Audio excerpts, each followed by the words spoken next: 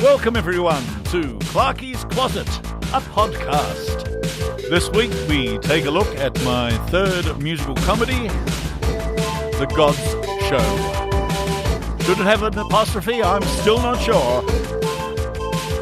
Written in 96, performed at Windsor High School in 1997. Yes, The Gods Show. A show that was bound only ever to play once. Actually, not really. It did actually play. An amateur society played it somewhere out in Lithgow, but unfortunately I didn't get the memo, and I missed it, which is rather a shame because there's all sorts of things happening. The basic story is that the Roman gods are trying to take over Mount Olympus from the Greek gods, and in the end, Jesus turns up in cricket gear with a halo on his helmet, and he wants to know where the cricket match is. He's looking for a cricket match. Basically, he saves everyone in the end. So you've got the Greek gods, Roman gods, Jesus turning up, saving everyone with lots of ahs in the air, and a very, very silly song to start the whole thing called the Genetic Disorder Song, which will appear somewhere else, and not on this particular broadcast, or narrowcast. Cast it as you will.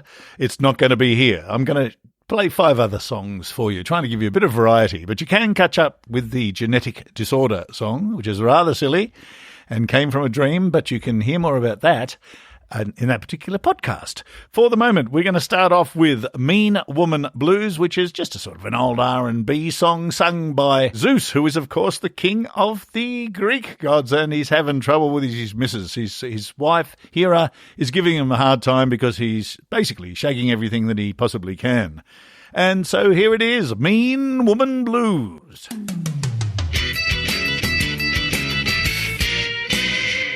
I ain't worried about the welfare of this world. Got enough trouble with my old girl. My old lady, keep treating me mean. Well, the rain clouds come and the rain clouds go. The blues gives way to the rock and roll. My old lady, she keep treating me mean. Well, I ain't always a good boy, and I know that's true. I deserve the treatment I get behaving the way that I do. But you see those little ladies, they love the king of the gods. Well, it's just one of the perks of the job. So I ain't worried about the welfare of this world. I got enough trouble keeping my old girl. My old lady, keep treating me mean. Well, now this old song ain't nothing new. Just another Greek god with that mean woman blues. So I sip my ambrosia, I sing this song. I hope something good come along. Because the rain cloud come and the rain cloud go. The blues give way to the rock and roll. My old lady, she keep treating me mean. Ain't nothing I can do about it. My old lady, she keep treating me mean. It ain't nothing but the blues, boy. My old lady, she keep treating me mean.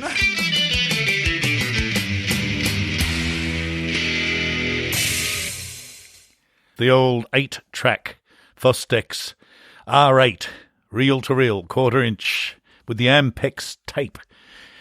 And a Fostex desk, an 8-channel desk. The old days. I got that in about 1989. Some of you young people there might not have even used some of this stuff.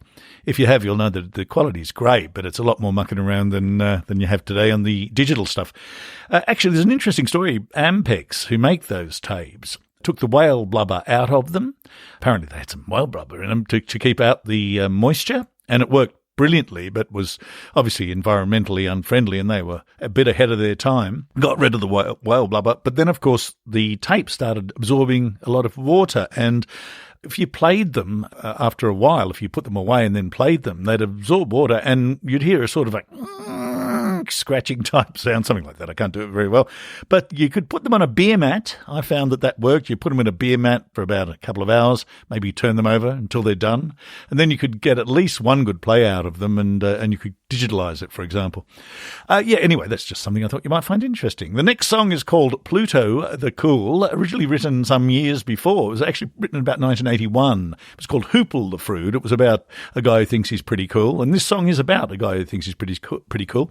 Pluto is very fond of himself, and so too are the goddesses, who are rather enamoured with him, and so this is his introductory song.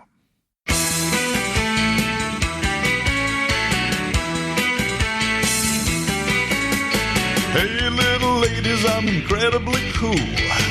Way down in Hades, I'm the front page news. I got a dead alligator for my dancing shoes. I am the best looking guy in the world today. It's your lucky day, ladies, I am here. My arms have got bangles and my chest got hair. Hey little ladies, I'm incredibly cool. Way down in Hades, I'm the front page news. I got a dead alligator for my dancing shoes. I am the best looking guy in the world today. And babes, it's true that I'm a happening dude. I am a real cool furry.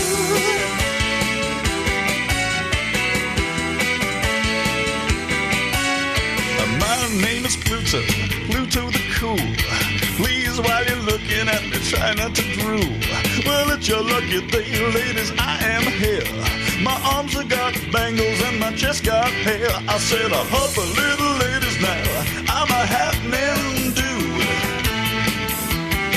I said, hop a little ladies now, in my dancing shows. Hey girls, if you want a piece, you have to give. 'Cause I am a real cool dude. Yes, I am a happening furry.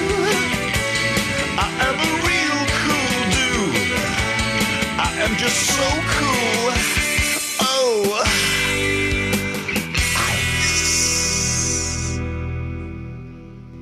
ice. Yes, Pluto the Cool. And even a little bit of guitar buzz there at the end of the song. The old home studio, which is where I'm recording now, actually. I've set it up slightly differently so I can do try and do some voice work or that sort of thing. Finishing teaching soon after 42 years of hard labour. It's a long sentence, that, isn't it, really? Being told to get stuffed by... I wonder how many times I've been told to get stuffed, and I'm being polite, of course. Quite a few times. Why are they losing teachers? I have no idea. Okay, let's see. What's next? Oh, yes, please don't sing me a love song. Well, of course. Hera is enamoured also, but this is Zeus's wife, and she is enamoured too, with Pluto from the underworld being the dark soul that he is, but the good-looking, he's rakishly good-looking. He has the swarthy good looks. Actually, the guy who played Pluto in this, his parents had never seen him act before, and this is at Windsor High School, as I said before, in 1997 we put it on. His parents had no idea that he could act, but he was absolutely brilliant in this, and he played the cool dude very, very well. And advancing on Zeus's territory, so to speak, she is saying to him that love will always cause trouble in the end, and he sings it somewhat disingenuously to her, because he, of course, is only hell-bent... No pun intended, really. He is bent on getting control of Mount Olympus, and she, of course, doesn't know this. She just rather fancies him, so they sing this love song. And the lovely Jessica Zamprogno sang this female part for me, and here it is. Please don't sing me a love song.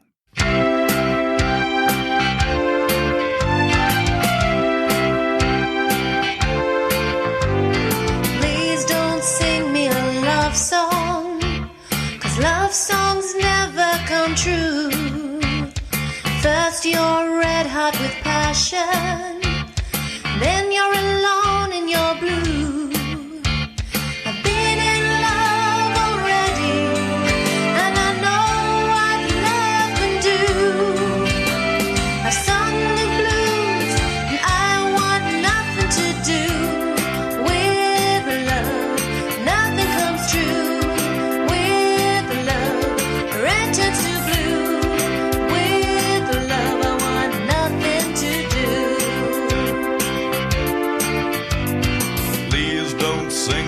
love song. For love means nothing but pain. First you laugh in the sunshine, then you cry in the rain. I've been in love already, and I know what love can do. I've felt the pain, and there is nothing to gain. With love, time and again. With love, thunder and rain. With love, I want nothing to do. He said I was his one and only. She said I was a dream come true. But as it turned out, I was only another of those lovers' fools. Please don't sing me a love song. 'Cause I've heard love songs before. First you walk on the ceiling, Then you crawl on the floor. I've been in love already, and I know what love can do. I've sung the blues, and I want nothing to do.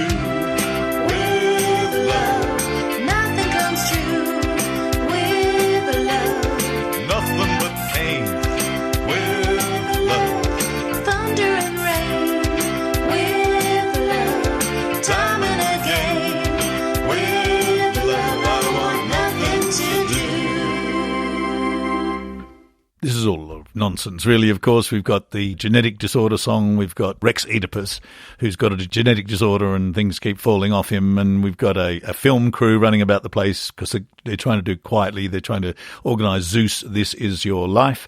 We've got Pluto trying to take over Mount Olympus. We've got Hera in love. There's love potions, all that sort of stuff. But in amongst it all, of course, there are a chorus of penguins. And they're singing a song about ancient Greece.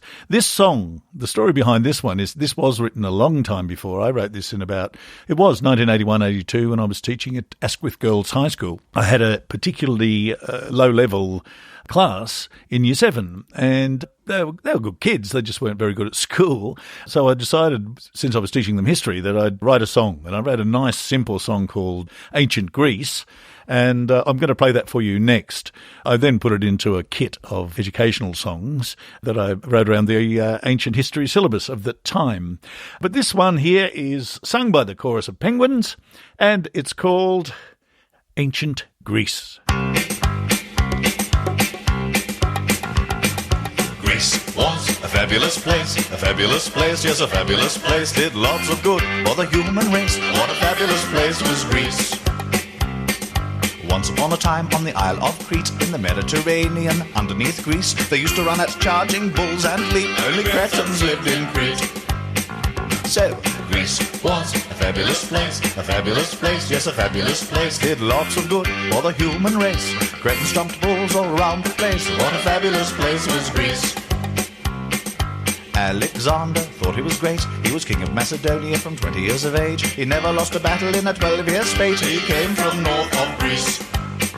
So, Greece was a fabulous place, yes, a fabulous place. Did lots of good for the human race. Cretans stomped bulls all around the place. Alexander thought that he was great. What a fabulous place was Greece.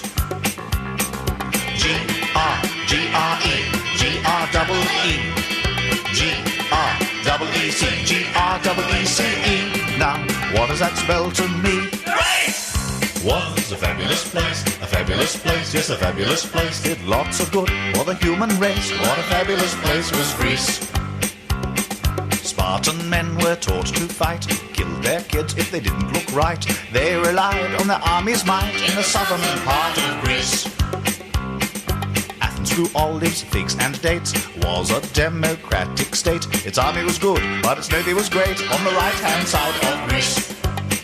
So, Greece was a fabulous place, yes, a fabulous place. Did lots of good for the human race. Cretans stomped bulls all round the place. Alexander thought that he was great. Sparta and Athens were city-states. What a fabulous place was Greece. G-R-G-R-E, G-R-double-E, G-R-E-E-C-E. Now, what's that spell to me? Grace was a fabulous place, a fabulous place, yes, a fabulous place. Did lots of good for the human race. What a fabulous place was Greece. In Athens is a temple called the Parthenon. The Acropolis is the hill it's on. The Agora it looks down upon. That's a marketplace in Greece. So, Greece was a fabulous place, yes, a fabulous place. did lots of good for the human race. Creating stumped bulls all around the place. Alexander thought that he was great. Sparta and Athens were city-states. The Agora was a marketplace in the land of ancient Greece. What a fabulous place was Greece. What a fabulous place was Greece indeed. That is actually a very simple little tune that I wrote for these little kids. The other songs are a little bit more crammed with history than that particular song, but it's a lot of fun. And we always try to get, I always try to get as many kids into these plays as I could. And so we decided here to have a guest spot. And this was sung by Orpheus, from Orpheus and the Underworld, and he did a very good job also, the young man who sang this. I'm sorry I can't remember all of the names, it was so long ago, but this, and I haven't got any notes in front of me, as you can probably tell by the way I'm stammering away, but this next song is sung by him, and it's about how, when it really comes down to it, nobody has any idea what's going on beyond the grave. I'd like to meet somebody who has, but I certainly don't know what the hell's going on, so maybe you're just a lot brighter than I am. But this next song is, I think, fairly self-explanatory. It's called Preacher Man.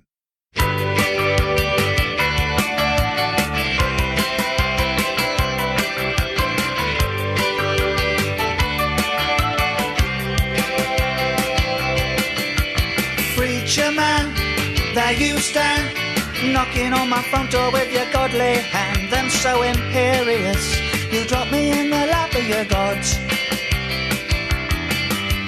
Do you think that I need your understanding of the nature of things? Don't be so serious, don't drop me in the lap of your gods. You tell me what's right and what is wrong. You foretell who dies and who lives long. You give me the truth according to your God club. You show me the light that I should see. You preview my date with destiny. You tell me to have faith and believe like you. Preacher man, understand, you're no more nor less than any other man. It's just the fear in us that leads us to the lap of our gods. It may be chance, it may be planned, but you're no more nor less than any other man. And it's just the fear in us that lands us in the lap of our gods. I may not believe as you believe, on many things we would disagree, but neither of us knows really what's going on. How can you honestly tell me that you know, when other men just as bright or slow think differently, yet they are as sure of the truth as you. Preacher man, there you stand, knocking on my front door with your godly hand. I'm so imperious, you drop me in the lap of your gods.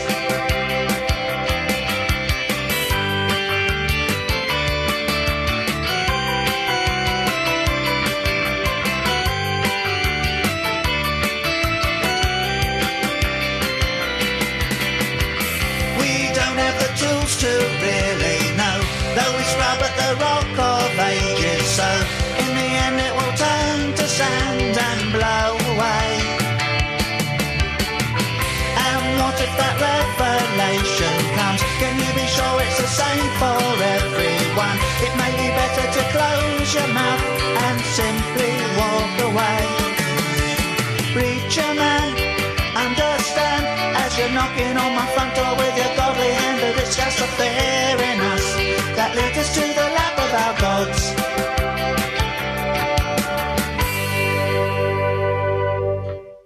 As I've probably told you before, if you've heard any of the other podcasts I've done about the first two plays, we always tried to get as many kids involved as we could, of course, and so that last song presented the opportunity to have a rock band called Orpheus and the Underworld.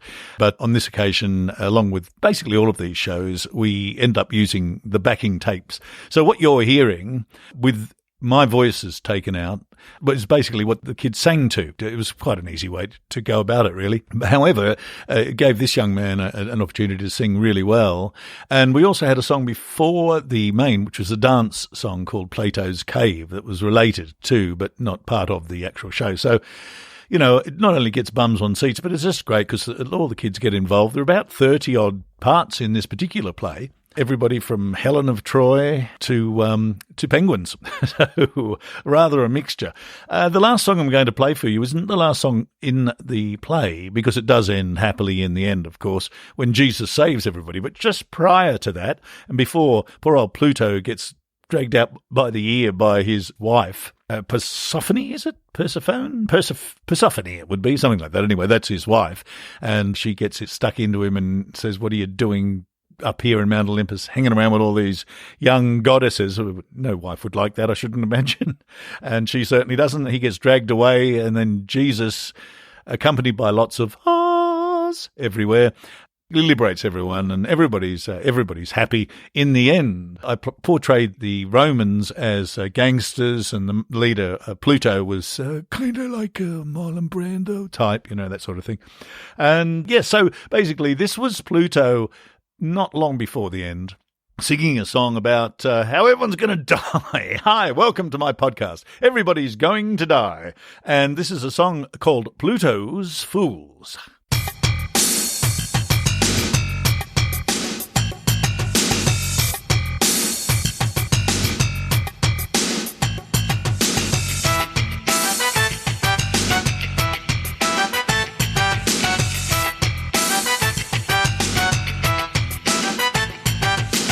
No matter what you say, no matter what you do, everybody here tonight is Pluto's fool. No matter where you stay, no matter where you move, everybody here tonight is Pluto's fool. You can run, you can drive, you can try to fly away, you can pull down your shutters, you can hide from the day, you can do the speed of light, and you can travel through the stars, and you can save up all your minutes in a big jam jar. No matter what you say, no matter what you do, everybody here tonight is devil's food. Be like Dionysus, drink your life away. Be Aphrodite, live your life in vain. You could be Artemis, and you could howl it at the moon. I mean, it doesn't matter what you do, I will see you soon. No matter where you stray, no matter where you groove, everybody here tonight is Pluto's fool. No matter if you're wise, no matter if you're a fool, everybody here tonight is devil's food. Well, you can run, you can drive, you can try to fly away, and you can pull down your shutters, you can hide from the day, and you can do the speed of light, and you can travel through the stars, and you can save up all your minutes in a big jam jar. No matter what you say, no matter what you do, everyone here tonight is devil's food. You may be the queen of the gods, and you may be the king of the sea. You may be the goddess of wisdom, you may see all there is to see. You may be the father of humankind and of all her earthly tunes. Man, it doesn't matter who you are, 'cause I will see you soon.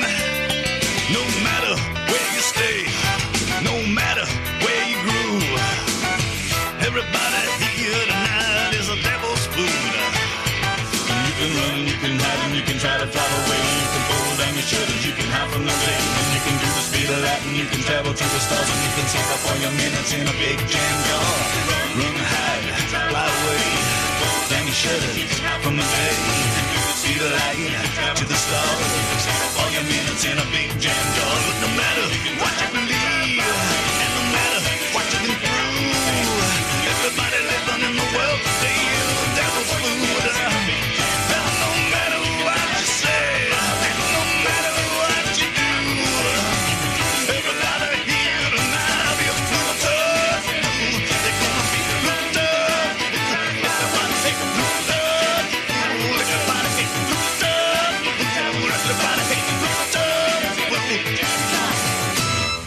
Yes, and of course, in the end, everybody's happy. It all ends happily ever after. And that's basically it. So these shows used to go a couple of hours. And again, if you're interested at all in any of this stuff, there's snippets of a script and some video on lots, in fact, quite a lot of video of not just these shows, but also of various other things I've written. So if you are interested, go to markclark.com.au and have a squiz around there and see if you like it. I hope that you're enjoying these podcasts, and I'll see you all next time.